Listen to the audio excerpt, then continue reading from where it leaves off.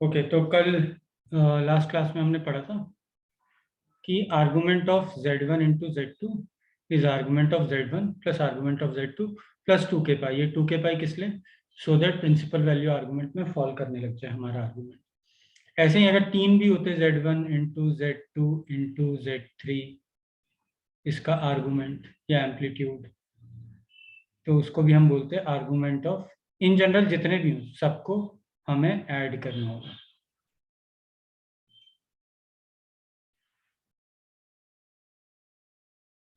Plus 2k pi and obviously k is an integer, positive and और negative कुछ भी हो सकता है।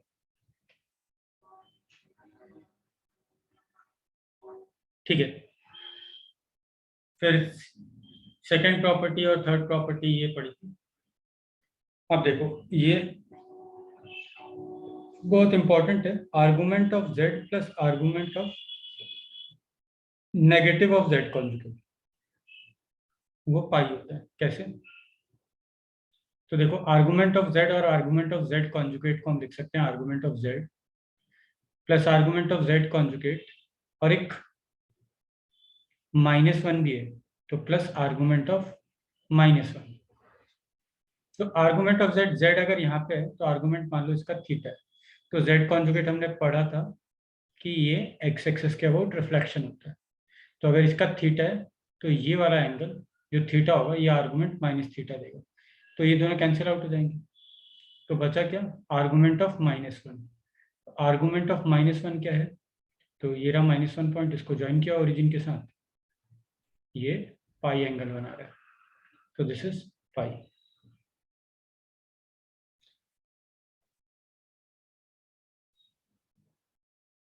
तो ये याद रखना है, या फिर ऐसे याद रखो, argument of z plus argument of z conjugate is equal to 0। वो ऐसे भी ध्यान रहेगा क्योंकि argument of z plus argument of z conjugate क्या हो जाएगा? Argument of z into z conjugate, जो कि होता है मॉड z स्क्वायर। और ये क्या है? Mod z square. ये तो रियल नंबर है, रियल पॉजिटिव नंबर है ना, मॉड z का स्क्वायर। तो पॉजिटिव नंबर है तो इस साइड फॉल कर रहा है, तो इसका आर्गुमेंट तो 0 है। अच्छा, फिर एक ये क्वेश्चन है कि find the principal value argument of this z। तो देखो, इसको हम सोच सकते हैं कि z is written something like this, कि 6 कॉम्प्लेक्स नंबर्स को यूज करके हमने लिखा है।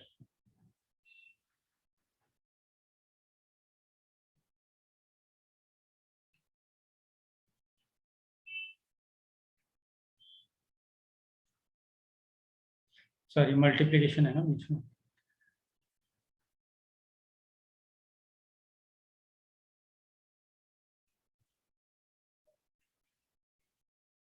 तो इसको जब आर्गुमेंट ऑफ z जब हम बोलेंगे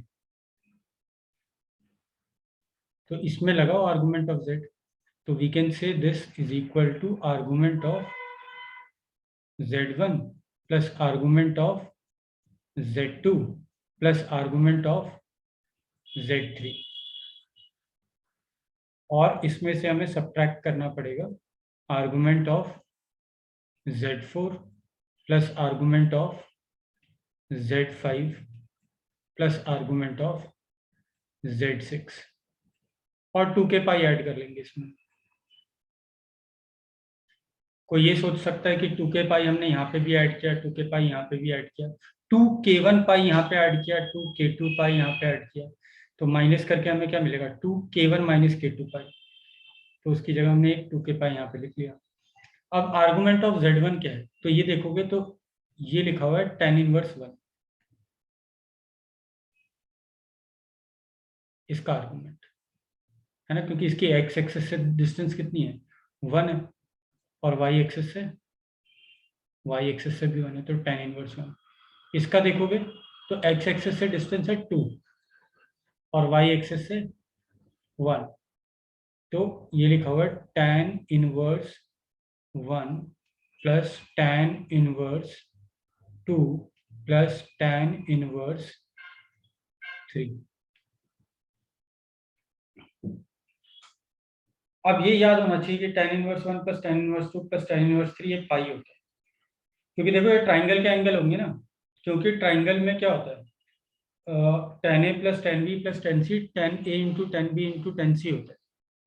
चलो कोई बात नहीं, अगर नहीं भी मालूम है तो फिलहाल के लिए हम इसको याद रखेंगे। फिलहाल के लिए क्या मतलब हमेशा के लिए याद रखेंगे। बाकी तुम इनवर्स ट्रिग्नोमेट्रिक फंक्शंस और ट्राइंगल में पढ़ सकते हो, थोड़ा सा बता ही देता हूँ चलो।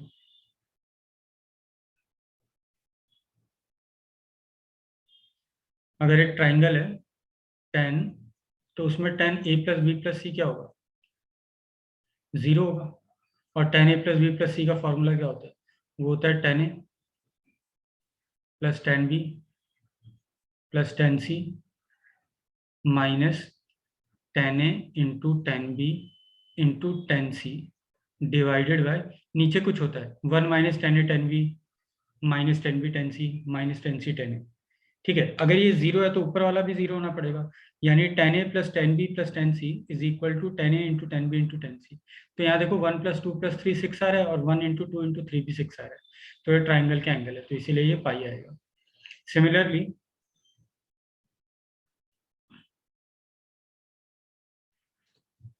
हाँ, इसका अगर हम देखेंगे तो ये लिखा हुआ है tan इनवर्स -1। दूसरा वाला क्या लिखा हुआ है, tan इनवर्स -12। तीसरा क्या लिखा हुआ है, tan इनवर्स -1/3। अब हमें पता है कि tan जो है वो क्या है, वो ऑड फंक्शन होता है tan इनवर्स।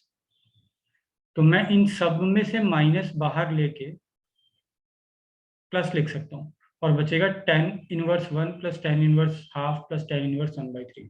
अब वो याद होना चाहिए कि वो π/2 होता है।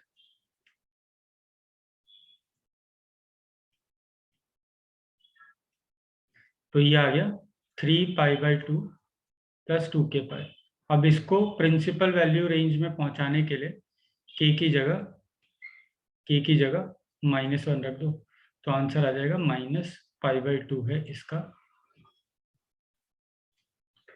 आर्गुमेंट। कोई ये भी सोच सकता था कि इसको सिंप्लीफाई कर लें, लेकिन वो ज़्यादा हैक्टिक होता। ये जो मैंने कैलकुलेशन दिखाया तुम्हें, ये तो हम दिमाग में कर सकते थे, और ये भी हम दिमाग में कर सकते थे, प्रोवाइडेड ये इन्फॉर्मेशन हमें याद हो, और ये इन्फॉर्मेशन हमें याद हो। तो ओनली थिंग जो कैलकुलेट करनी थी वो ये बच गई थी।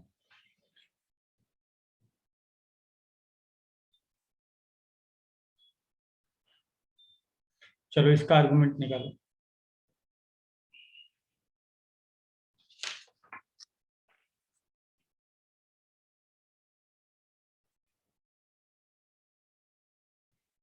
देखो, इसका आर्गुमेंट अगर मेरे को निकालना है, मैं इसको एक और कॉम्प्लेक्स नंबर लिख देता हूँ z डैश। तो argument of z is equal to argument of z dash की पावर 6, ऐसा लिखा हुआ है। तो हम लिख सकते हैं argument of z is equal to 6 times argument of z dash. अब z डैश का आर्गुमेंट हम यहाँ पे प्लग कर देंगे। अब z डैश का आर्गुमेंट देखते हैं। तो z डैश 3 कॉम्प्लेक्स नंबर से बना है। एक ये, इसको z1 डैश बोल देता हूँ, इसको z2 डैश, इसको z3 डैश। तो हमारा आ गया argument of z dash is equal to argument of z1 dash plus argument of z2 dash minus argument of z3 dash. अच्छा, इसका आर्गुमेंट कितना है, z1 डैश का। तो ये देखा हमने, दिस इज पॉइंट 8,1 रिप्रेजेंट कर रही है, 8,1। तो अगर हम प्रिंसिपल वैल्यू आर्गुमेंट निकालें तो tan इनवर्स 1/8 आ रहा है, tan इनवर्स 1/8। सिमिलरली ये आ रहा है tan इनवर्स 1/6। 7 और ये क्या लिखा है 5 कॉमा माइनस 5 कॉमा माइनस 1 यहाँ पे। तो ये tan इनवर्स माइनस 1/5 है, tan इनवर्स माइनस 1/5। अब tan inverse minus 1/5 is equal to same as minus of tan inverse 1/5। तो ये माइनस बाहर आके यहाँ प्लस होगा। फिर यहाँ tan inverse a plus tan inverse b का फॉर्मूला लगाओ, तो क्या आ गया tan inverse a plus b divided by 1 minus a b. ये ट्रू है, क्यों? क्योंकि मतलब ये फॉर्मूला अप्लाई होगा। क्यों? क्योंकि जो आर्गुमेंट्स हैं वो पॉजिटिव हैं और उनका मॉड्यूलस लेस देन 1 है, तो ये अप्लाई होता है। याद करो inverse trigonometric function plus tan inverse 1/5।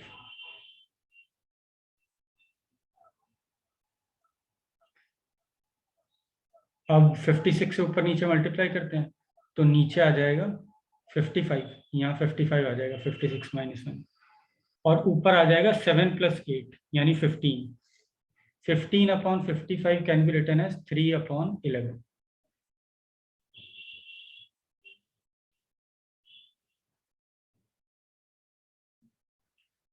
अब इसको वापस से थोड़ा सा सिंप्लीफाई करो, tan inverse a plus tan inverse b. Again arguments are positive and modulus of argument is less than 1, तो ये हो जाएगा 3/11 प्लस 1/5 डिवाइडेड बाय 1 माइनस 3 अपॉन 55। 55 से ऊपर नीचे मल्टीप्लाई करो तो नीचे तो आ जाएगा 55 माइनस 3 यानी 52, और ऊपर ये आ जाएगा 3 इंटू 15, 3 इंटू 5 यानी 15, और ये आ जाएगा 55 डिवाइडेड बाय 5 यानी 11। तो 26 अपॉन 52 यानी tan इनवर्स हाफ आ रहा है। ठीक है, तो tan इनवर्स हाफ आ रहा है।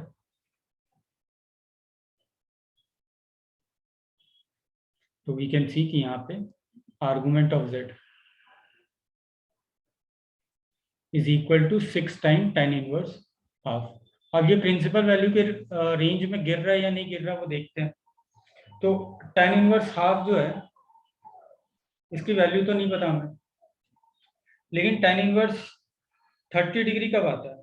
तो 30 डिग्री आता है 1/√3 पे, 1/√3 पे 30 आता है tan इनवर्स, है ना।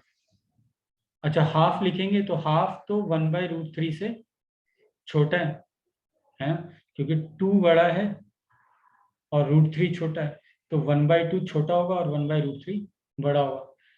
तो tan इनवर्स हाफ जो है वो tan इनवर्स 1/√3 से छोटा है, यानी दिस इज लेस देन π/6। तो इसका 6 times will be less than pi, और लेस देन पाई है तो this will fall in principal value argument. So this is the answer.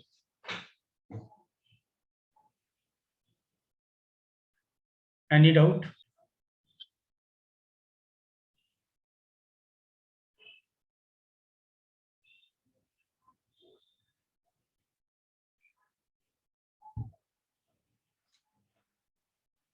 तो ये क्वेश्चन करो कि let z be a complex number such that z belongs to C, वो बोल ही दिया है, and this is a real number, ये रियल नंबर है।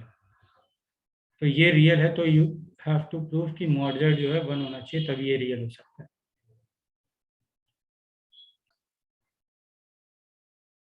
हमें क्वेश्चन में दिया हुआ है कि z is a complex number, और ये जो मैंने ब्रैकेट में बॉक्स में डाला हुआ है वो एक रियल नंबर है, तो मॉड z 1 होगा, ये प्रूफ करना है।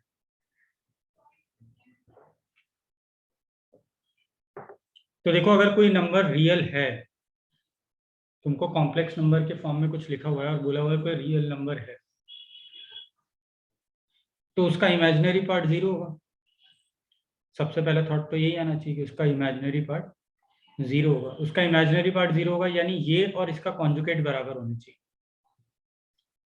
दिस एंड इसका कॉन्जुगेट बराबर होना चाहिए। अगर इफ दिस इज रियल तो ये और इसका कॉन्जुगेट बराबर होंगे, क्योंकि कॉन्जुगेट क्या होता है, a प्लस आयोटा बी का कॉन्जुगेट होता है a माइनस आयोटा बी। अगर रियल होगा तो ये 0 होगा, तो दोनों बराबर हो जाएंगे।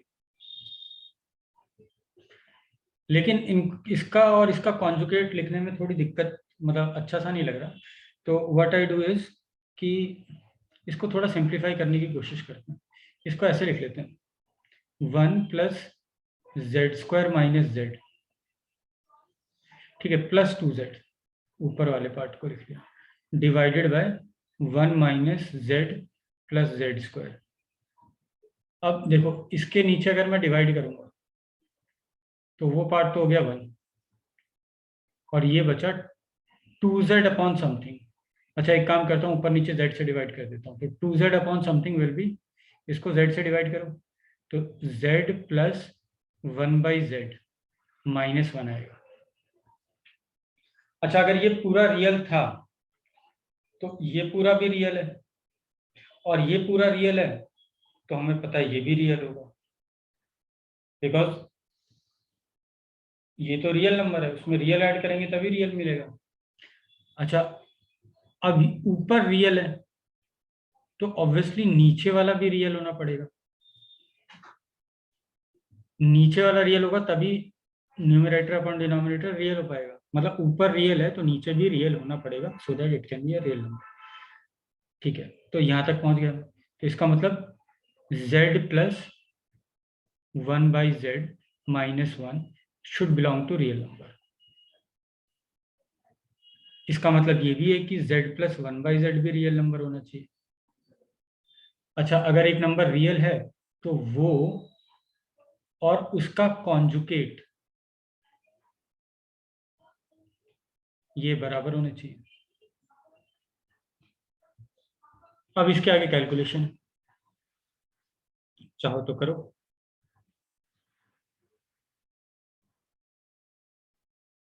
हम क्या लिख सकते हैं, यहाँ से हम लिख सकते हैं z minus z conjugate is equal to 1/z conjugate minus 1/z। z minus z conjugate is equal to z minus z conjugate divided by, यहाँ एलसीएम लेंगे तो z into z conjugate mod z square हो जाएगी। सबको left side में ले जाओ, सबको लेफ्ट में ले जाएंगे तो z माइनस जेड कॉन्जुकेट जो है वो कॉमन आ जाएगा, और बचेगा 1 minus 1 upon mod z square is equal to 0। On simplification, mod z square into z minus z conjugate into mod z square minus 1 must be equal to 0।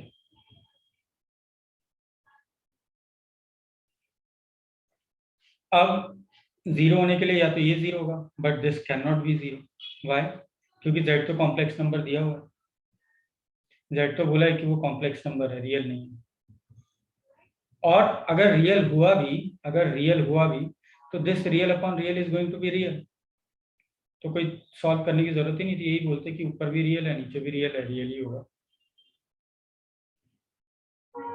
और अगर ये equal नहीं है तो ये 0 होना पड़ेगा, यानी mod z square must be equal to 1। तो मॉड जेड स्क्वायर 1 कब हो सकता है, जब मॉड जेड 1 हो। ठीक है, तो mod z is equal to 1 is proved.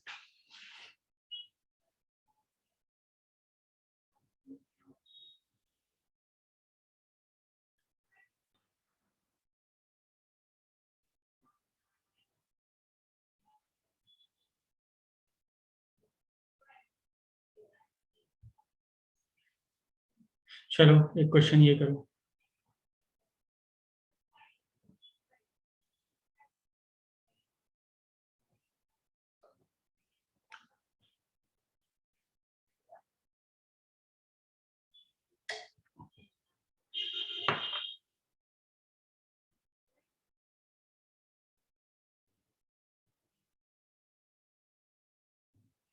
देखो हल्का सा मिसप्रिंट है वैसे यहाँ पे, ये इज इक्वल टू है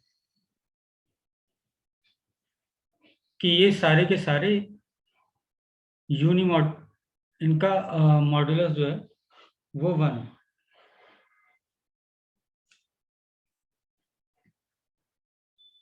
अच्छा, तो हमें z क्या दिया हुआ है?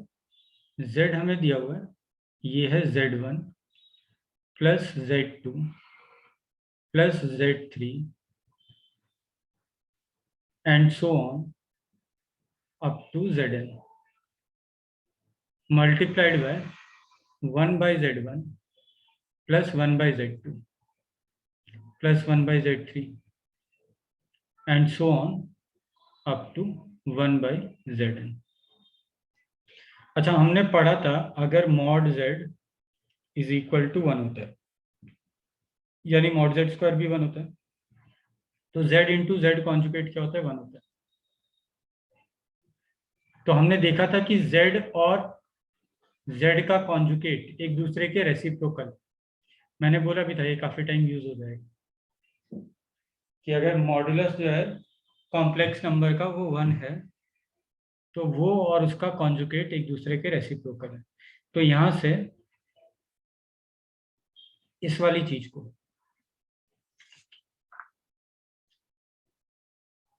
एज इट इज लिखो,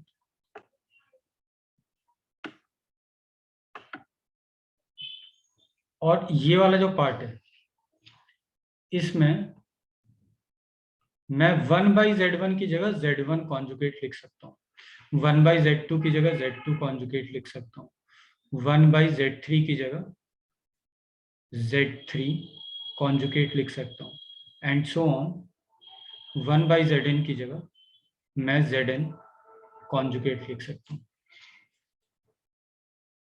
और ये भी पढ़ा था कि इंडिविजुअल को कॉन्जुगेट की जगह सबके ऊपर कॉन्जुगेट लगा दो, एक ही बात है। तो z इज दिस इंटू इसका कॉन्जुगेट, सेम चीज का कॉन्जुगेट, तो this will be mod z square, z into z conjugate is mod z square.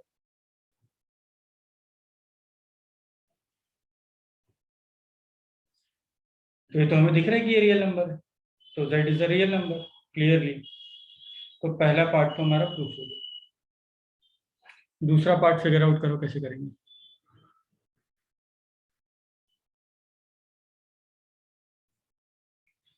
देखो दूसरे वाले पार्ट के लिए मैं लिखता हूं ये सेम चीज,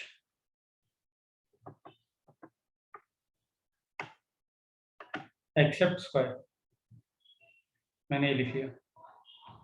अब बाय ट्राइंगल लॉ हमने पढ़ा था mod z1 plus z2 is less than और equal to mod z1 plus mod z2, right. So ये हमने पढ़ा था ट्राइंगल लॉ के हिसाब से।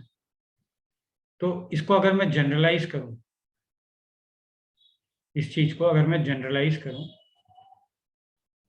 Then I can write this is less than और equal to mod z1 plus mod z2 plus mod z3 and so on up to mod zn।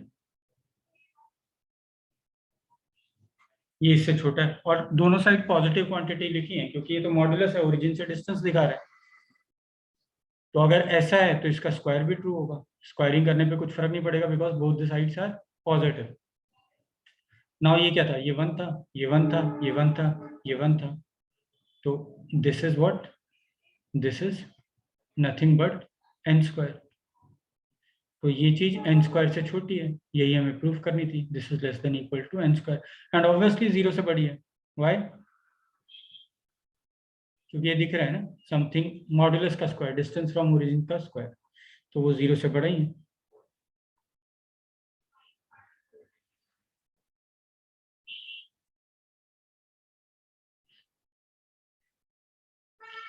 चलो आगे बढ़ते हैं। चलो हमें ये क्वेश्चन करना है अभी नेक्स्ट।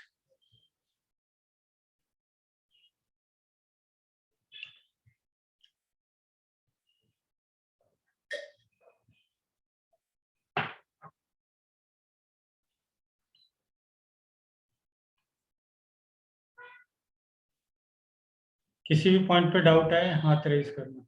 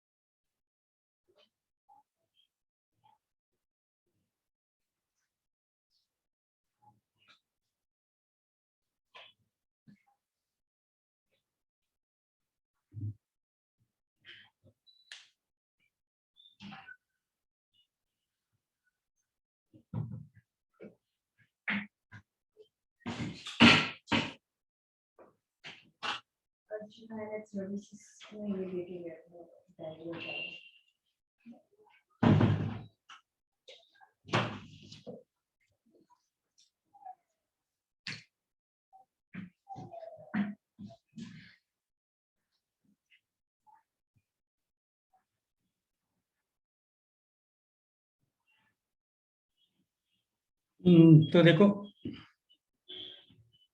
ये वाली इंफॉर्मेशन देखो, ये क्या लिखा हुआ है, mod z minus 4 is equal to mod z minus 8, यानी कॉम्प्लेक्स नंबर की 4,0 से डिस्टेंस और 8,0 से डिस्टेंस बराबर है।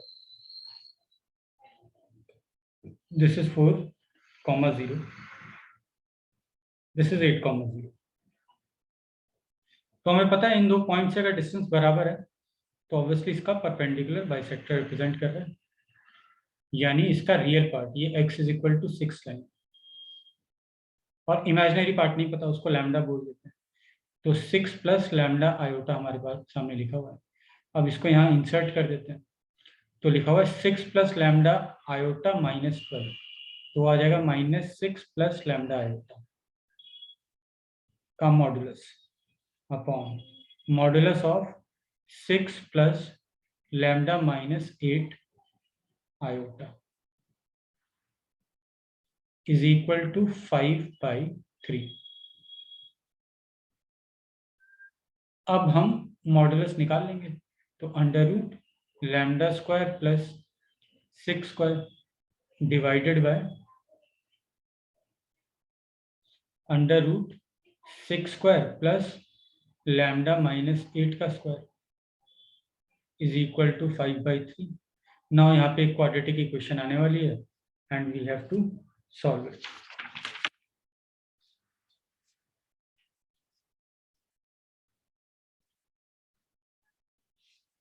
तो क्वाड्रेटिक इक्वेशन जब तुम सॉल्व करोगे तो तुम्हें मिलेगा लैम्डा इज इक्वल टू 8 और 17। So the answer is 6 plus 8 iota और 6 प्लस 17 आयोटा।